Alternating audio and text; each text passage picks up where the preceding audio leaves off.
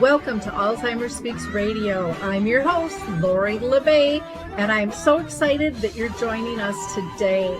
We are going to have a fascinating conversation as usual as we learn from people all around the world at all ages and stages of life. Stay tuned as we shift our dementia care from crisis to comfort. Here we go. What you think about, you will bring about dementia change. We will. Well, hi, everyone, and welcome to Alzheimer Speaks. I'm thrilled you can join us today.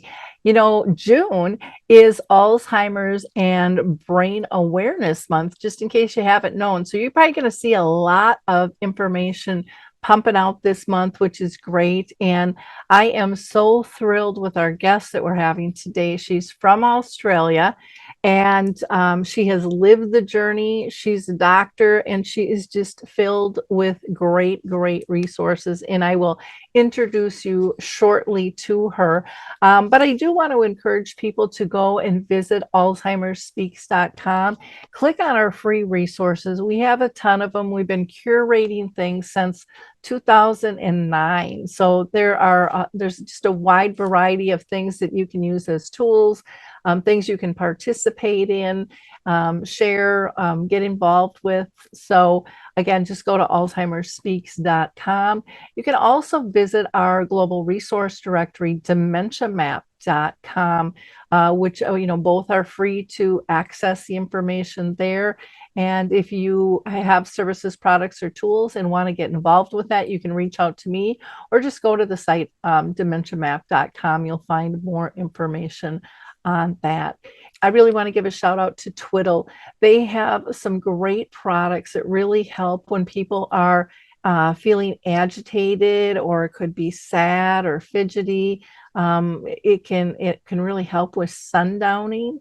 So go to the number 4 and then twiddles.com, and you'll find more information out about them. So let's go ahead and introduce you to our guest today, because we are going to be talking about how dementia is no match for a daughter's determination.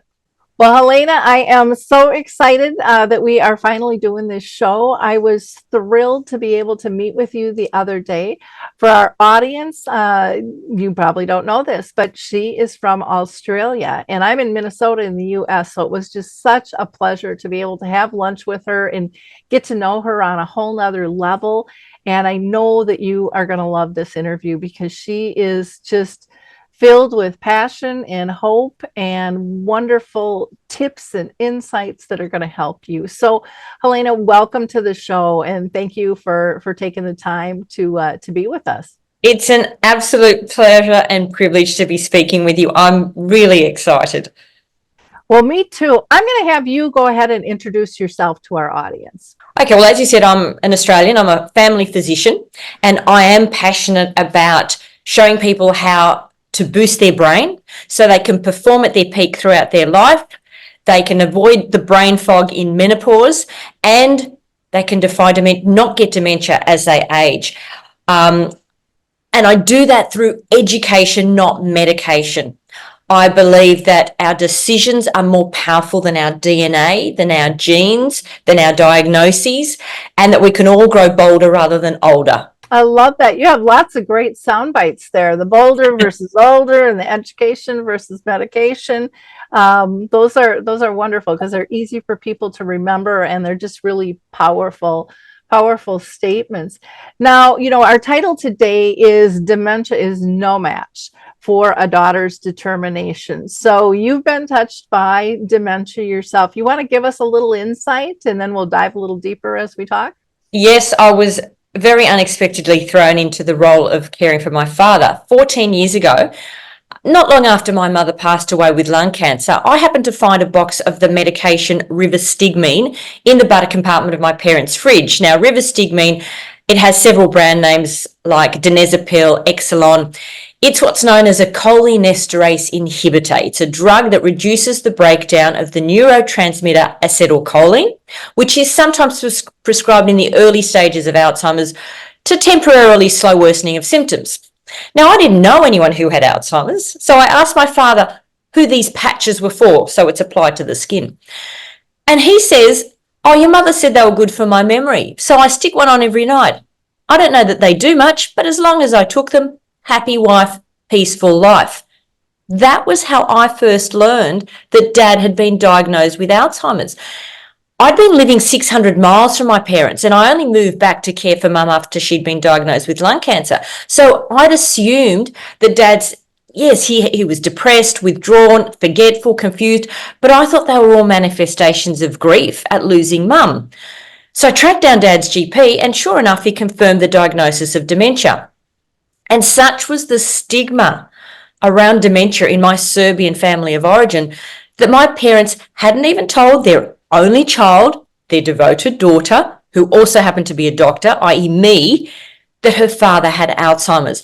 And in fact, Mum hadn't even told Dad his diagnosis because his mother, my paternal grandmother, had died of Alzheimer's, and Dad swore he'd throw himself off a cliff near our home if he were ever diagnosed himself. And so neither Mum nor I, when I found out, were prepared to call his bluff. So I never told him his diagnosis, and we only spoke about, yes, his memory could do with a bit of improvement. Wow, what a shock. What did that do to you just emotionally? I can't imagine, because I think of my folks hid stuff from me. I mean, I knew about the diagnosis, but there were other things, that they would hide so that they would have their independence and things. And it in some ways it made me sit back, and it made me feel like our relationship was crippled, because I thought we were so close, and I couldn't believe some of the stuff that they hid. Though, I learned during the journey that it was more of they were trying to protect their dignity type deal. It wasn't anything like that they didn't trust me, but that's how I kind of took it at first. How did you take it? I think it was my mother protecting me. She didn't want to burden her daughter. She was handling everything. And for a long time, I kept waking up thinking, hoping that it was a dream. I just couldn't believe it for a long time.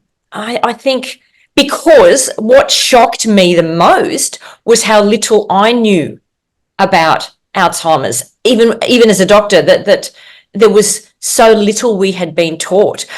Basically, what I'd been taught in medical school was to tell patients to get their affairs in order because there's nothing we can do and things will only get worse. And I thought, no, that when I was personally touched, I thought that can't be right.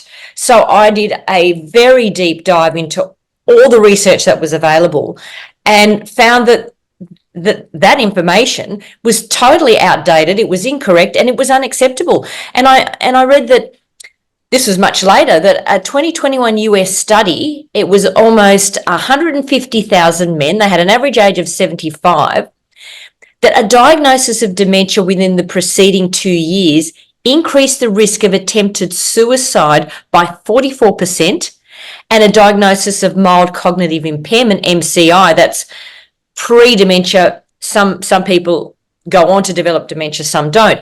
But even just MCI raised the number of suicide attempts by 73%. And this is a failing of the medical profession to communicate effectively that this isn't doom and gloom, that there is so much we can do. So that's why I believe we need to educate health providers that just because something doesn't come in a pill doesn't mean it isn't powerful.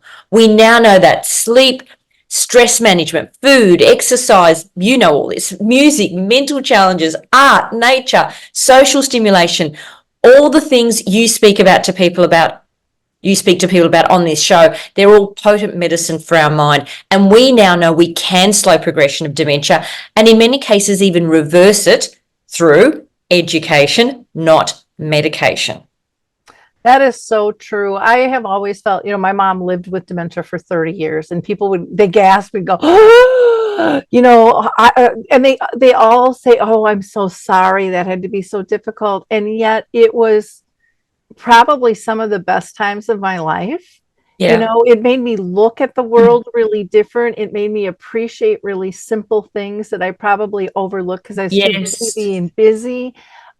it taught me how to have deeper relationships and communicate on just these deeper levels. There was it taught me um, unconditional love at Yes. multiple levels as the disease progressed, which I didn't know existed, but I didn't really realize unconditional love until I got, had a child. I mean, there's just different kind of ping points, but there's so many more things that we can learn and dive deeper when we are truly connected. And getting me to slow down, because I'm kind of a type A personality, Yes, I'm with you there.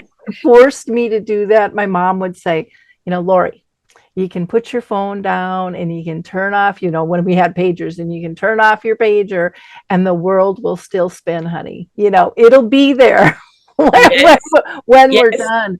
And I just grabbed a hold of those things, so tightly. And so it's amazing how the view of it is so doom and gloom. And we That's the media and the medical profession. Yep. And we trust our doctors. We assume Mhm. that they know, you have all this education and stuff. And it's still like that today.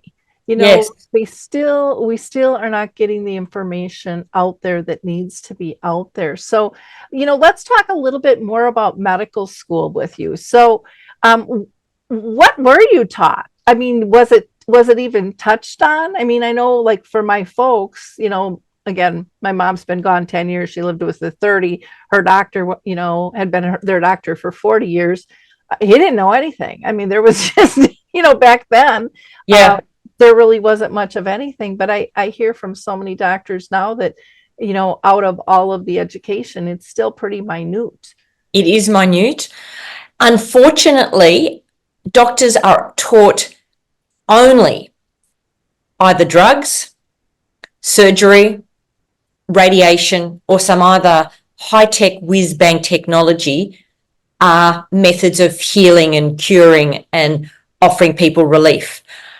Medicine is still practicing band-aid solutions. They don't address root causes. I personally believe, looking back, that the role of modern medicine is to keep us alive long enough to allow us to reflect and really go into our own healing journey. Modern medicine buys us time, but it doesn't cure us.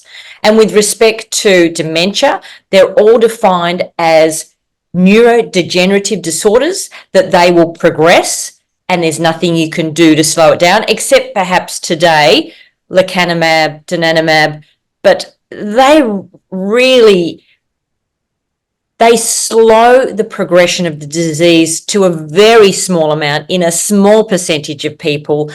Very expensive. You need regular MRI scans, and there is a very high rate of side effects, including brain swelling and brain bleeding. Yeah. I learned more from you. No, I'm not kidding, because I started listening to Alzheimer Speaks Radio. And the two lessons from you actually that stand out are focus on what's strong, not wrong. And that was so powerful. Focus on the things he could still do and encourage those and praise those and really talk about those rather than talk about the things that he was no longer capable of doing. And the second one is facts fray, but feelings stay. Mhm. That connecting through the heart, he didn't remember what we did the previous day or what we did that morning, but he remembered the emotional content of the experience. He remembered that we had a lovely time, that we were connected, that he was laughing and smiling. That he remembered, but he didn't remember the details of the experience. Those are things that we're just not taught in medical school. And the other thing too, we're not taught about the importance of our thoughts, our emotions, our beliefs, past traumas. If we have ongoing chronic stress in our lives, that, even an able-bodied person, for instance, when we're stressed, our performance goes down, we make poor decisions, we're just not thinking clearly. Stress is even more powerful when it comes to eroding brain function in somebody who has dementia, and the importance of minimizing stress in somebody's life. And we now know that if a person is bullied, it actually punches holes in the blood-brain barrier. That's the blood vessel lining that protects the heart from incoming toxins, that is weakened if somebody is socially isolated and especially has bad relationships and is feeling unsupported. Well, and it makes sense. I mean, we all know how important it is to feel purposeful. We know what it likes to what it feels like to belong or to be isolated or ostracized. And it has a huge, huge effect on us. And one of the things I think too is, there's so much misdiagnosis. The first thing that the doctors go to is, well, you're depressed. So Yes. take a pill for this, because that's what they told my mom. Well, you're depressed. Well, you know what? If you were having her symptoms too, you would be too, when no one can identify Yes. what's going on. And so, when people finally get a diagnosis, families sometimes don't want it because of the stigma attached to it, Yes. because of the fear. But the people with dementia that I talk to around the world go, I was relieved because they were making me feel crazy. Like I was nuts. Like none of this was really happening. And it's so hard too with this disease when, they have their good moments and their bad moments. And like any of us, if we're going to an event, we kind of step into the moment. Even if we don't feel good, we kind of pull it together, and then we go in our car and melt and on the drive home and stuff. They do the same thing. And so then families kind of bicker over, and friends, well, they look fine. Well, sometimes they're in environments where they're just reminiscing. And so it's old stuff that comes easy. Yes. Comfortable environment. All of that stuff matters. And yet the doctors don't seem to understand that. And it's not being filtered out. Is there educational programs that are mandated for physicians nowadays? And I'm sure it's different in Australia than the US, that are specific, that have to be taken?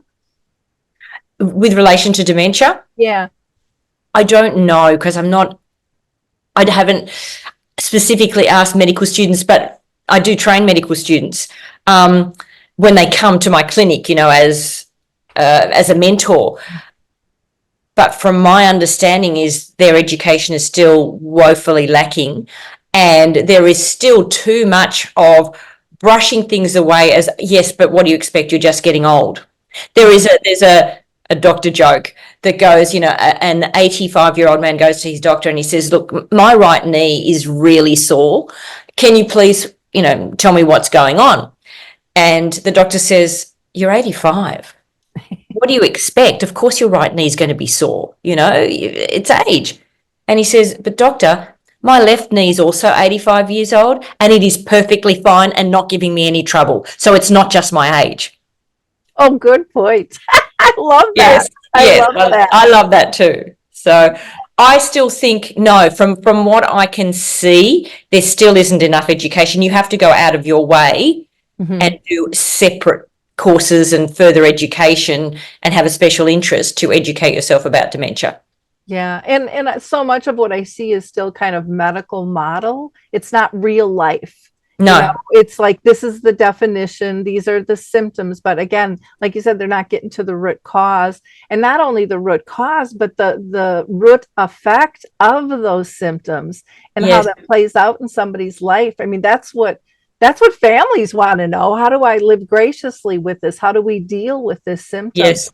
And in what I'm seeing now, it seems like there's a continued push of, let's get them diagnosed early. There's a blood test with blah, blah, blah, blah, blah. But nobody is talking about, how's that going to affect their insurance? How's that going to affect their work? How's that going to affect their driving? What's going to happen in the future because you want to give a pill that we don't even know is all that effective?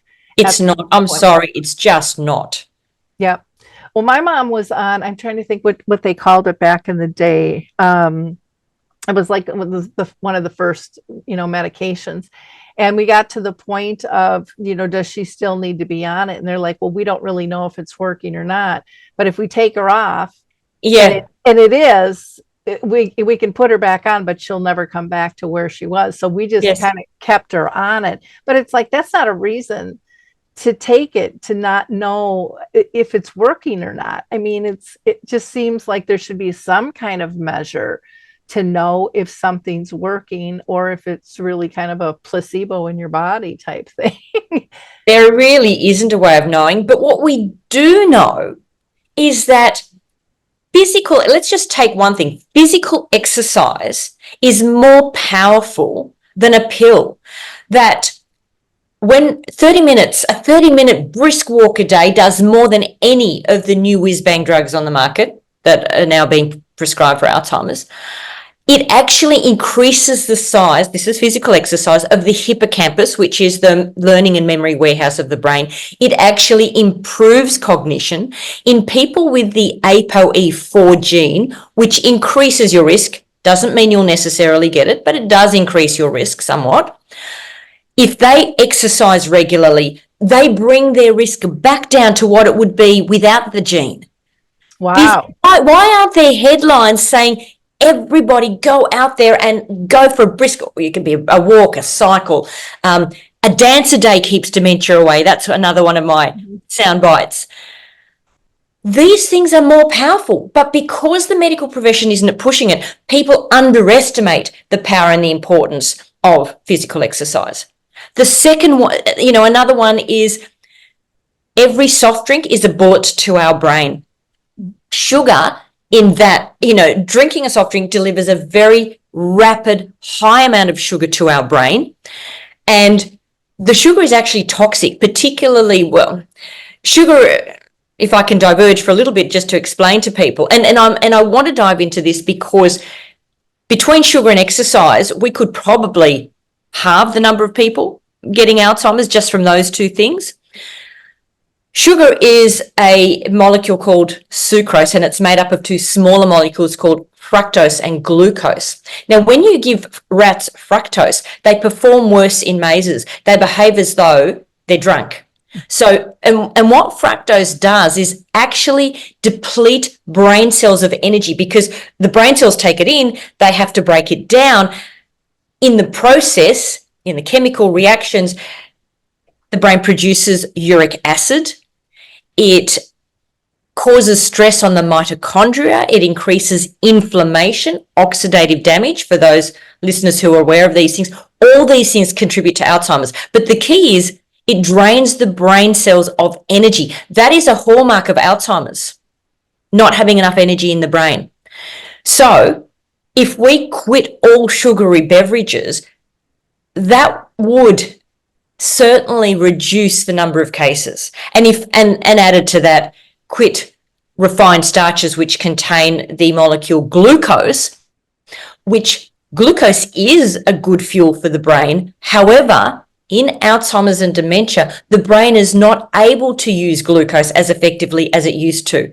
The machinery to use glucose isn't functioning properly, so there's no point feeding ourselves glucose anymore. So quitting sugary beverages, refined starches, white bread, no pasta, rice, all of those things now are not giving the brain the energy it needs. So we need to focus more on proteins and healthy fats.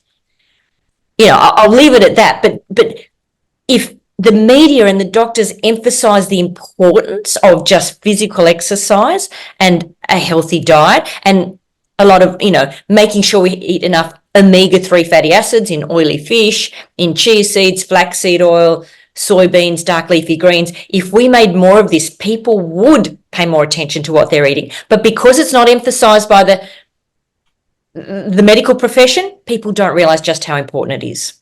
Well, and it's not taught from a young age. And here I'm dying to ask you this question. So, you're from Australia, in the US, and I hear this from people across the pond all the time. My gosh, the portion size of your meals here are huge. Yes. Everything from if it's coffee or tea or Yes. a snack or an entree. And I just hear that repeatedly, like, oh my gosh. And and everything just keeps getting bigger and bigger. And then we keep getting bigger and bigger and wonder why, we have issues with obesity and the inflammation and it just all Yes. rolls together there. So did It you does. notice the difference in our food? I do. Your portion sizes do tend to be bigger, definitely. It's great. I always take half of it back to the hotel room and have it for lunch the next day. So, and the other thing that you mentioned, midlife obesity and type 2 diabetes both independently double the risk of dementia. So these are two really important midlife issues to address. And by obesity, I mean waist circumference is, don't worry about your weight, worry about your waist circumference. A woman with a waist circumference more than, it's going to be Australian metric, so you'll have to convert it, 80 centimetres for women and more than 94 centimetres for men, that starts to increase your risk of dementia. Now, it doesn't mean that at 81 centimetres you're doomed. It just means that starts to increase your risk, and you need to engage in measures to reduce that risk, which is why I wrote my other book, Neuroslimming, Let Your Brain Change Your Body. And I do focus on why and how we eat rather than what we eat, and being more mindful. But yeah, and type 2 diabetes, that's an issue of excessive sugar and refined starches. Yeah, and that's just off the charts. Yes. For sure. What are some of the most important lessons that you learned from your dad during this journey? I think the first thing he taught me was that dementia is a starting point, not an end point. Mm-hmm. Because for Dad, it was actually a doorway to a more active, meaningful, joyful, socially connected life. At the age of 80, I bought him his first ever gym membership, and we started going to the gym together. And I can tell you now that going to the gym not only improved his aerobic capacity, his fitness, his strength, but it also improved his cognition.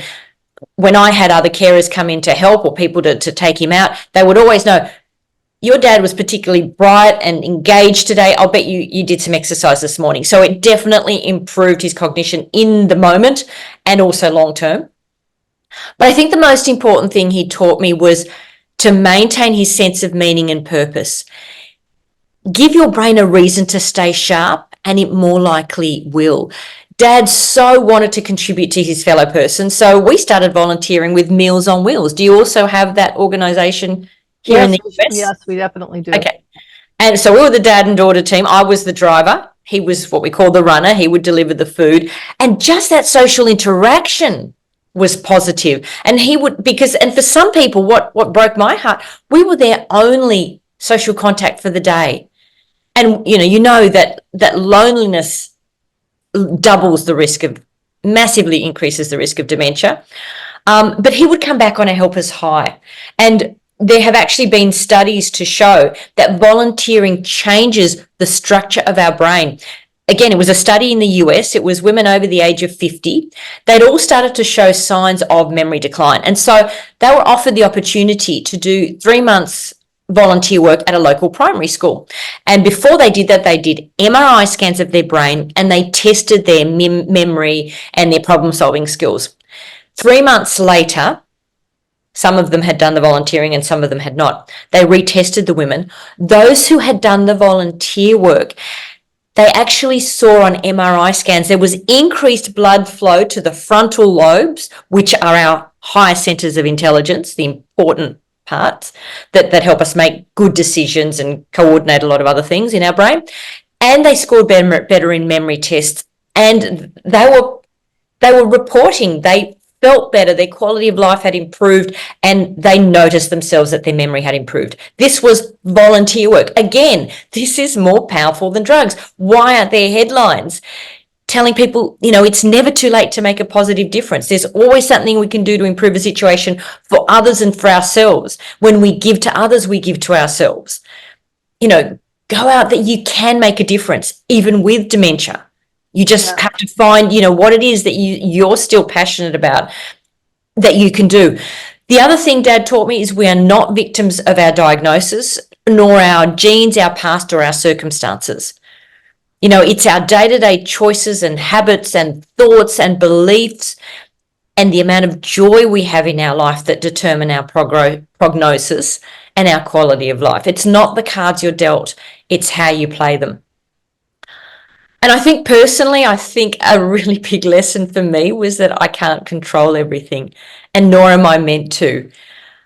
The hardest lesson I learned was that what Dad needed most was simply for me to be fully present with him, not necessarily doing anything, fussing, making sure he had the perfect diet, not being distracted, not thinking about something else, not playing with my phone, but just being there, listening, getting attuned to what was going on for him, and being a calm, loving, non-critical presence. Because the greatest gift we can give to anyone is to allow them to feel heard and accepted as they are, to feel valued. That was all he needed. All the things I did with him were secondary to making him feel emotionally safe and being a kind and loving presence. And to do that, we can't do it. I couldn't do it all alone. I learned to ask for help and to also be very specific about what I needed. I'd ask friends or neighbours. I was very, very lucky that I had fabulous friends and neighbours who were able to support me. And later I had paid carers. But, in the beginning, I'd just ask a friend, people would say, can I help you? And unless you're specific, they don't know what to do, or they're embarrassed to ask you because they don't want to imply that you're not coping. So I would say, look, can you just come and sit with Dad and play dominoes with him for an hour so that I can get some work done? Or can you take him to the Japanese garden so that I can get just some time to myself? Mm-hmm. You've got to be specific, and you've got to ask for help, and you've got to realize that people want to help. It's not an imposition.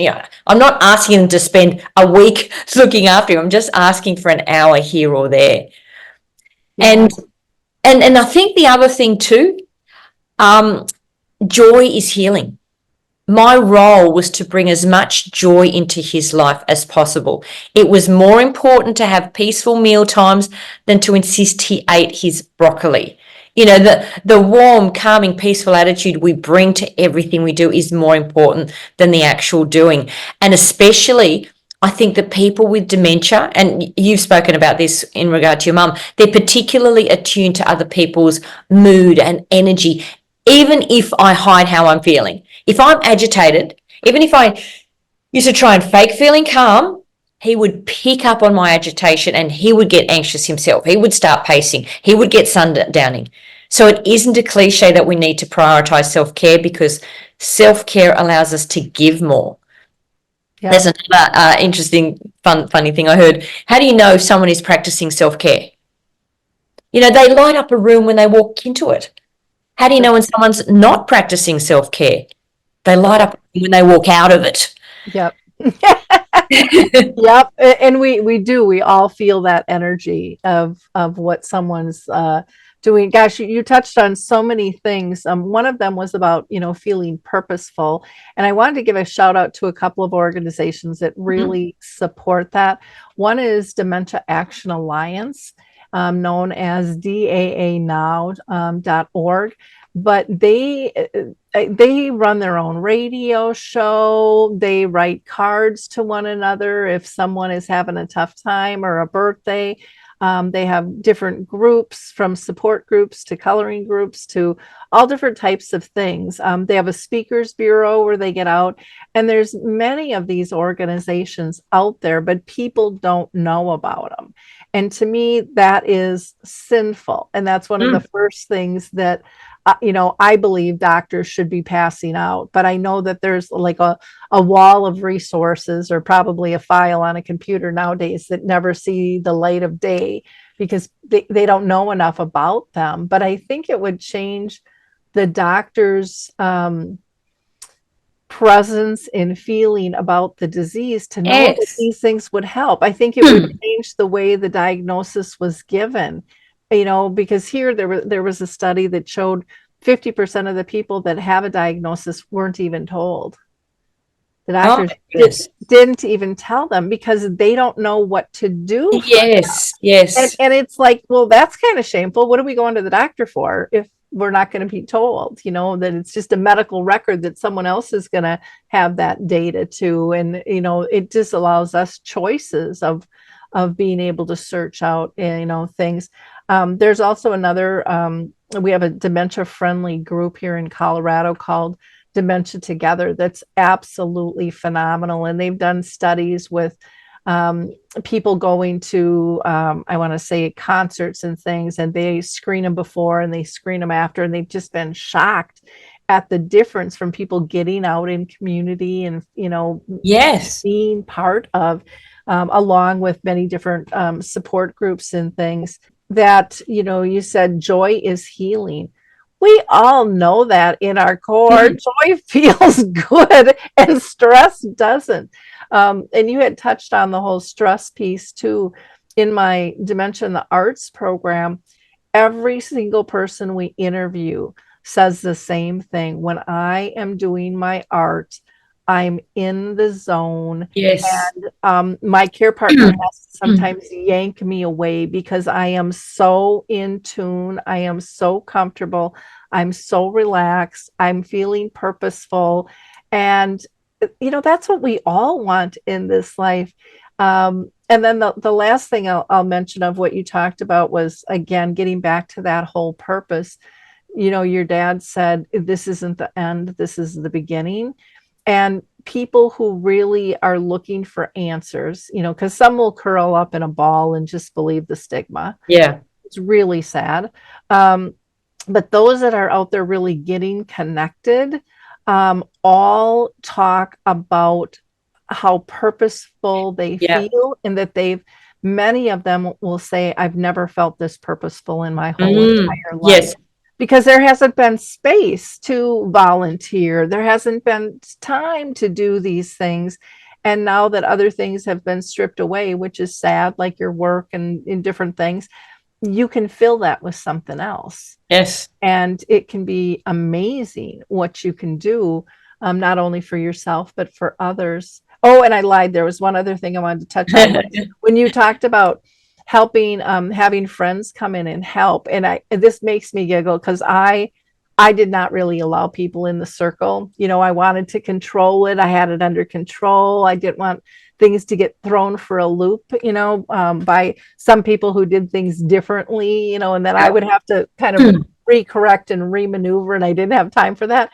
Um, but the thing that I missed, and like I said, it cracks me up looking at it now, is we all know how good it feels to help somebody else. Yes. And by blocking that, we're denying people that ability to feel good about helping out a friend, and we're denying the person we're caring for to have another interaction that's positive. Yes. And but we don't see that, most of us. I don't think we, No, because we don't talk about that stuff, and it really absolutely. is very important.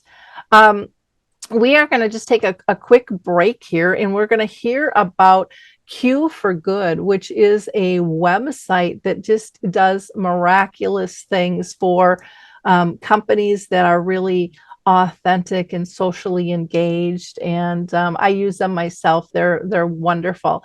So we're going to hear about them. But before we do that, I just want to let everybody know that you're going to be able to get a hold of Dr. Helena through our show notes. We have, she's got a couple of websites. She's on Facebook and Instagram and YouTube and LinkedIn. So she's easily accessible for you to be able to find. So we'll be right back after we hear about Q for Good.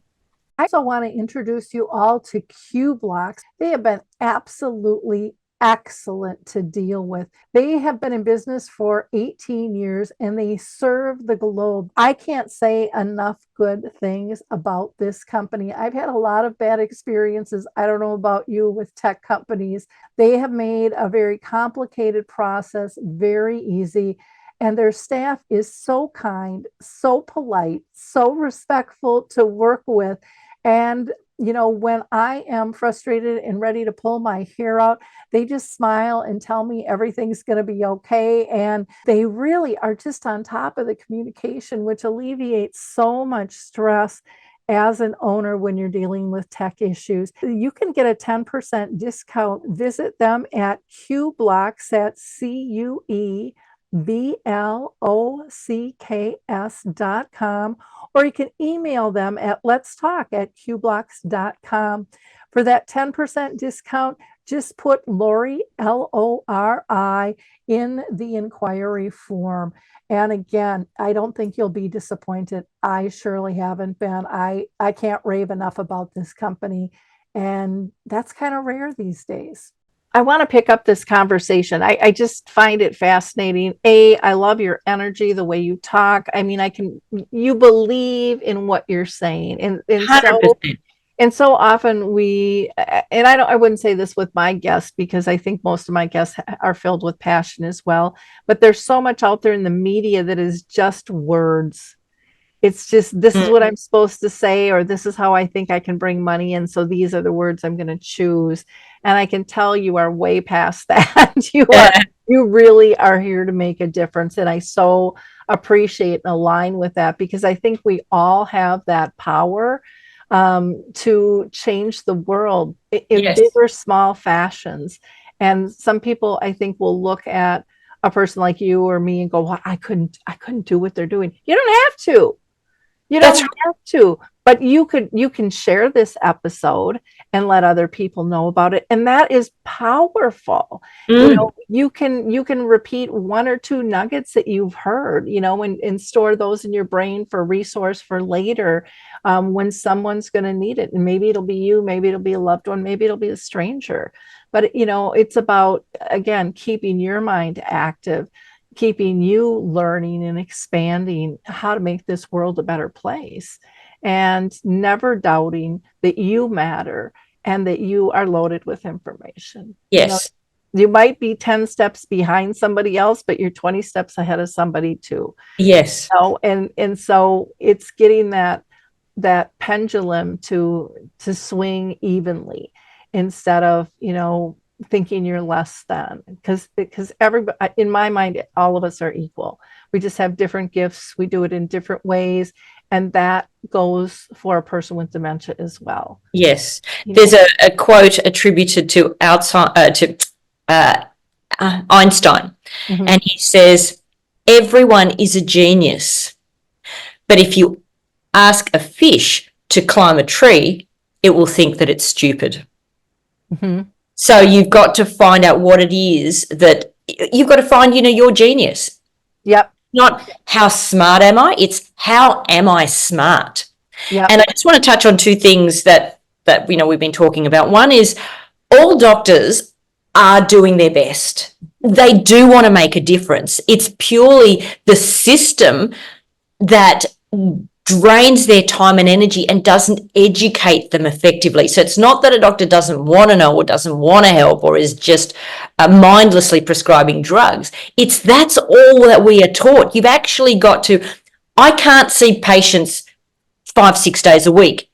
I have to restrict my practice to no more than 3 days a week to give me time to keep up with the research. So I'm in a very lucky position that I've made that decision and I can do that, but not all doctors can. So I just want to make the point, you've got to go out of your way to educate yourself.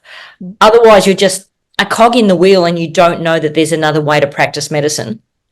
And secondly, we talked about meaning and purpose. It doesn't have to be, some people go, well, I could never advocate for because a lot of people go into advocacy or education but it doesn't have to be anything major. Ellen Langer is a famous US psychologist at Stanford, and she did a study of people living in an aged care residence, and they just randomly chose they had 2 floors. So one floor, then all the floors everyone got a pot plant in their room. Now, one floor, all the nursing staff would look after, they chose the pot plant, they looked after the pot plant, but they had a pot plant in their room and I have to define, because now that marijuana is legal, a pot plant or a potted plant. oh no, it was a flower, it was a pretty flower for their room, Okay. Okay. joy and nature. So one of them was looked after by the staff, and the other floor of residents, they got to choose their plant, and they were told, you're responsible for this. You have to water it, look after it, you decide where you want to put it. That was the only difference. They were also given a bit more choice, that's right, about, whether they wanted to watch movie A or movie B, whether they wanted to eat indoors or outdoors. They got a few more choices, but otherwise they all received the same food and the same entertainment and the same kind of plant. After a year, those that had been looking after their own plant were, I don't know the exact numbers, but were much more likely to be alive, had better cognition, their health was better, physical, mental, emotional. They were less likely to have developed Alzheimer's. Everything they were measured on was better. And the only difference was they had responsibility looking after this plant. Even something as small as that, and making a few decisions about how they went about their lives. Well, and not only were they responsible, but they were told they were capable. Yes, great point. Great.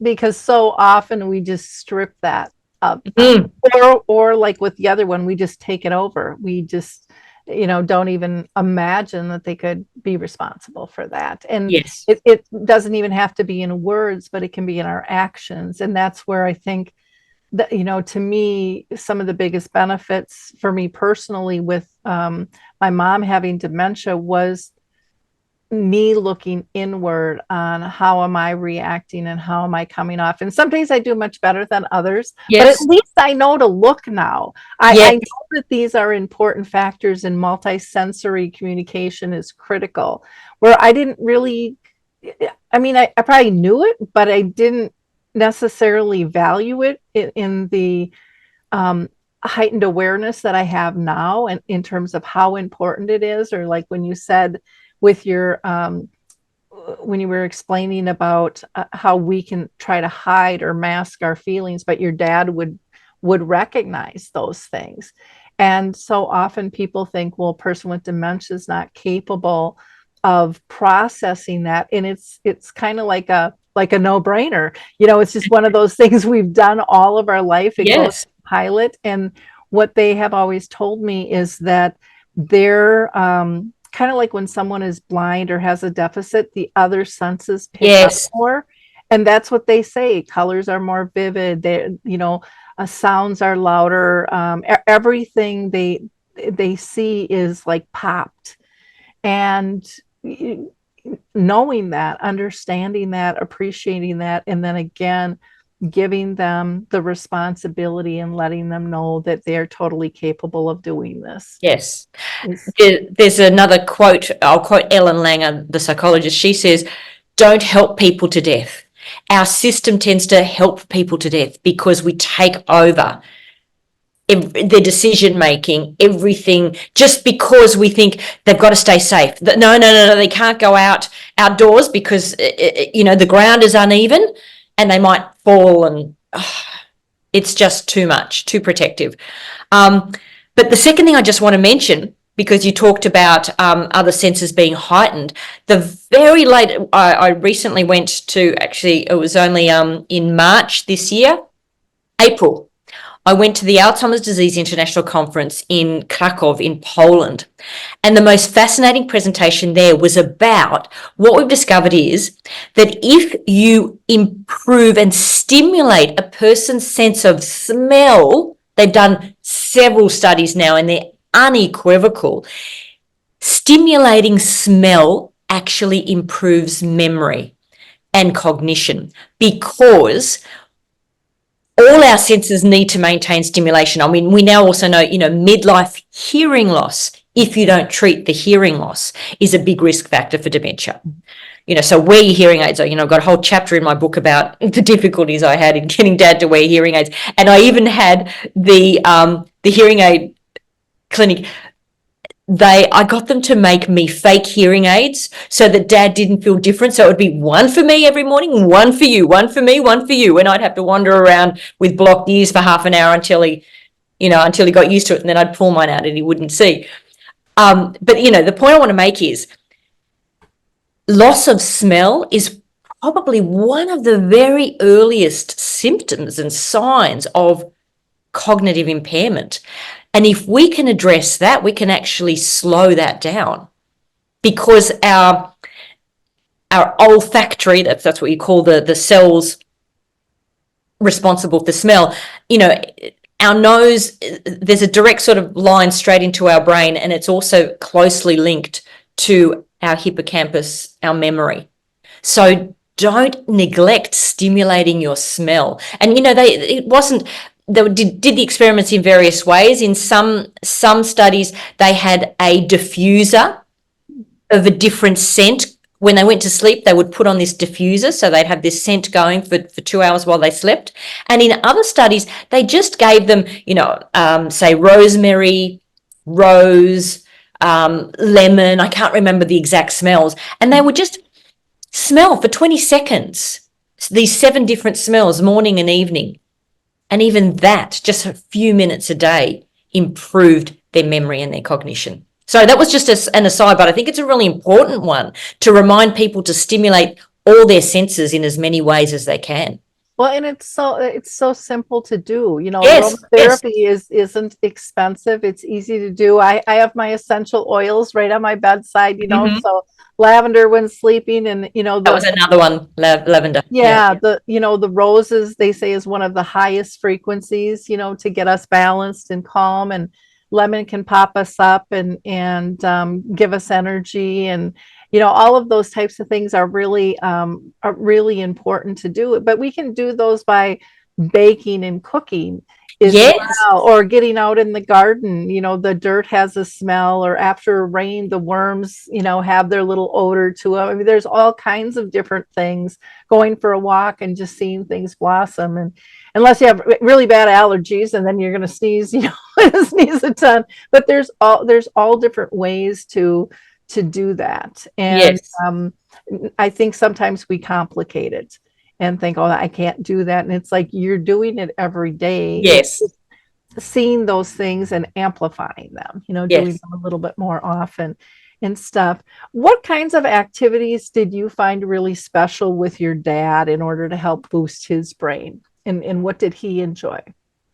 Music, number one, inspired by the documentary Alive Inside, which I recommend everybody watch. I played his favorite songs regularly because music is more powerful in triggering memories and emotions than our photos. And right at the top of the list, I have to put physical exercise, not just the walking, but strength training and balance training. I'll tell you the balance first. Whenever we were standing in a queue somewhere, we would practice standing on one leg, because there's a part of the brain called the cerebellum. It's a small part of the brain, sits at the back of our brain, and it is responsible for coordinating our movement and balance, but also responsible for regulating our thoughts and emotions. So strengthening our cerebellum through balance also improves our mental health and improves neurodegenerative diseases, because we found that people who have stress, anxiety, depression, schizophrenia, dementia, their balance is worse. And when you improve their balance, you improve their brain function. And I know people would think we were mad because we'd just be laughing, trying to balance on one leg, first on one leg, then on the other. But it was making a positive difference. And the goal is to be able to stand at least 30 seconds on each, one leg at a time, 30 to 60 seconds, and with your eyes closed, because that adds an extra layer of challenge. So again, cost-free and can make a positive difference. And the second thing that was really important that not many people realize is maintaining physical strength. From about our mid-30s onwards, we lose about 5% of our muscle mass every decade. So if you do the maths, from our mid-30s to our mid-70s, we can lose 1/5 of our muscles and our strength. Now, why does this matter? I'm sure you've heard of the communication between our gut and our brain. It's all over the headlines. Look after your gut and you're looking after your brain. Our muscles also communicate with our brain. Whenever we move our muscles, strengthen our muscles, engage in any sort of resistance training, our muscles release hundreds of chemicals called myokines, which circulate through our blood and keep all our organs healthy, including our brain. And what we found is that hand grip strength, I test all my patients, I test their hand grip strength. It's very easy. And because the strength of our hands, assuming you haven't had a recent hand injury, reflects our overall muscle strength, and our muscle strength reflects the strength of our mind. Strong muscles equate to a strong mind. And when our muscles weaken, so does our brain function. So, I would have Dad, lifting, we had some weights at home. We would go to the gym, we'd use the machines. You know, if you can afford a gym membership and a personal trainer, that's fantastic. But you can still do things at home. Try and do push-ups against a wall. You know, Google strength training using body weight, and there's hundreds, thousands of exercises that you can do at home without any equipment that will still help strengthen your muscles. You know, he used to want to do it and I used to allow him. He used to always want to push the trolley at the supermarket. He would want to carry the groceries. And I know that people would look at me and think, what a lazy princess she is, allowing her poor father to carry the groceries. But it was to maintain his strength. So I just had to put up with the nasty glares. Well, it's Because maintaining the strength and giving him purpose because he's helping again, in the process too. Yeah. yes, That people aren't understanding. Well, I can tell, I'm 65 and I'm overweight and I don't exercise, near, and I can feel the difference in my strength. And just talking with you, it's just like, okay, she's getting me on track here, because it just makes so much sense there. I wanted to talk to you about, your first book here that you wrote, In Search of My Father. What got you to write the book? Because this isn't a small book. It's very detailed and it's really easy to read. It's just designed beautifully, but there's a lot of information. I don't think most people understand how much time it takes to write a book. And so what got you to say, I need to do this, and then actually finish it and get it out there? well, in the evenings, finally when, because Dad would go to bed quite early, that would be my time. And I would send emails to my friends regaling Dad and my stories. And that was just my way of processing what had happened and just dealing with things and coming up with new ideas to solve problems. And after a while, my friends started saying I should put my experiences in a book because, one, they found them entertaining. And secondly, that it would be very helpful for others going through the same experience. And I love writing, so it wasn't a chore at all. I really enjoy the process. That's my creative outlet. And I also realized that there is a huge need for people to understand that there are so many things we could do to slow progression of dementia, if not halt it altogether.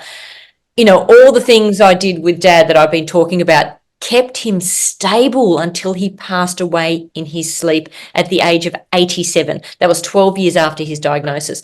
And he could still remember me, dress and shower himself, feed himself, and communicate coherently with others.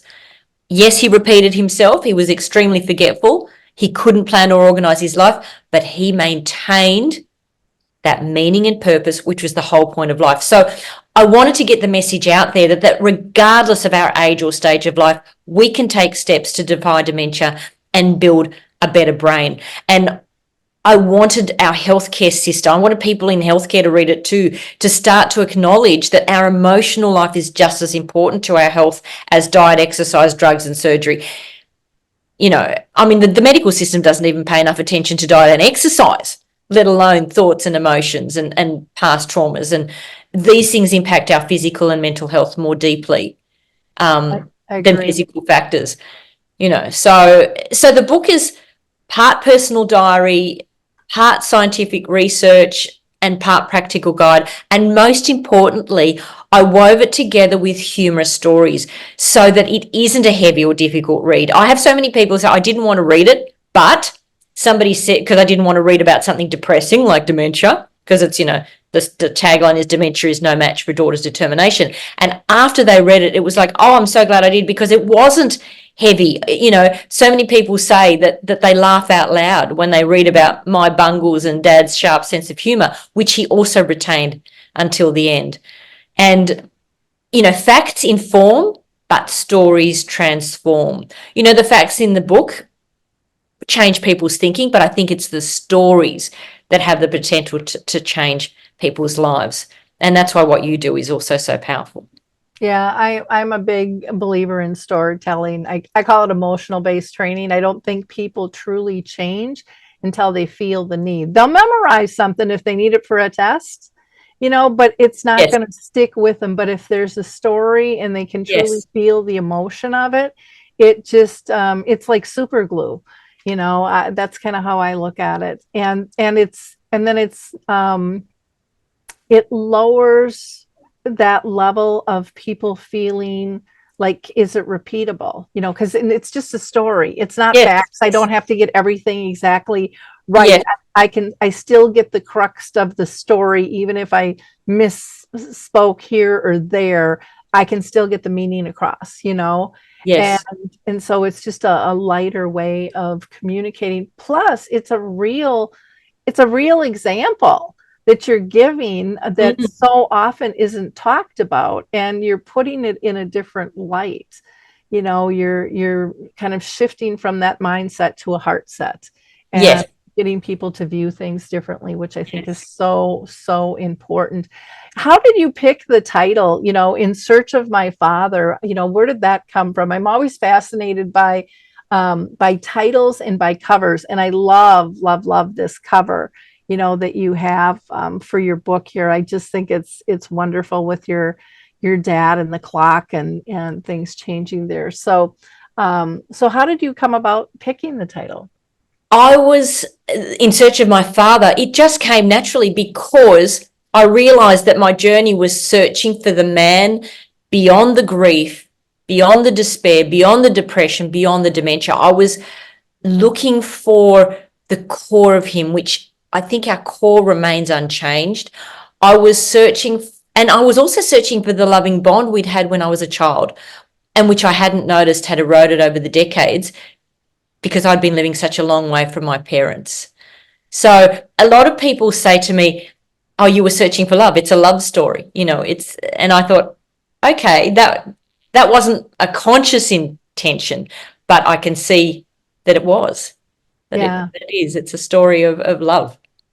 I know for me, with my journey with my mom, I always say she taught me how to play again, because Yes. I got rid of not all the control factors, but a lot of them, where I could just play.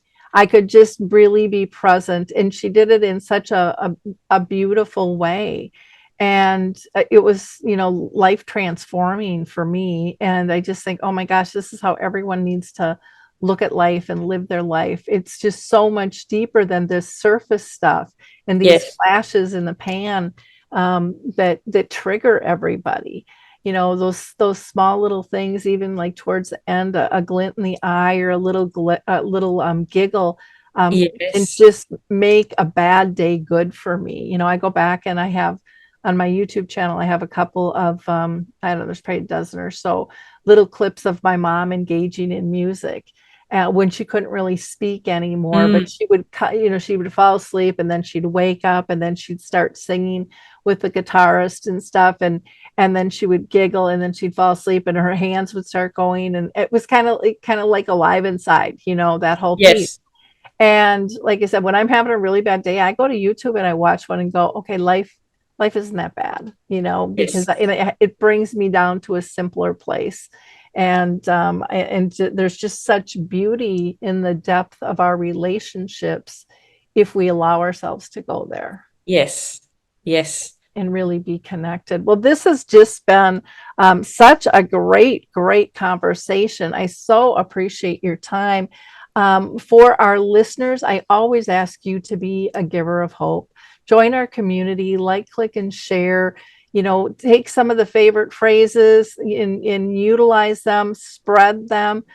Go out and purchase her book. It's you're going to learn so much. And I know that you have from this conversation, but again, those likes, clicks, and shares, it doesn't cost you any money. It takes very little time, but it has a huge impact. And to me, there's nothing better than when someone's in need and I can pull something out of my bag of going, I just talked to somebody, or I just heard something, or let me find that for you.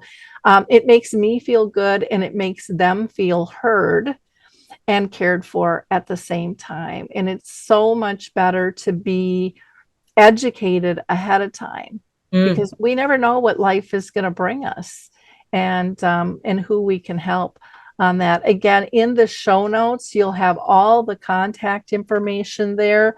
And we're going to be doing a couple other shows with Dr. Helena, and we'll let you know when those come out as well. She's just a brilliant, brilliant person from the soul on out, and is touching so many people all around the globe. So again, thank you so much for your time today. I really appreciate Absolute it. pleasure. And people can go to my website, drhelenapopovic.com, or Adventure Prevents Dementia, and sign up for my free weekly blog where I put out any new piece of information about dementia, about our health. I'll send it out, and it's for free, and it's really helpful to people. Wonderful. Well, thank you so much. Thank you. Take care, everyone. We'll talk soon. Bye now. Bye-bye.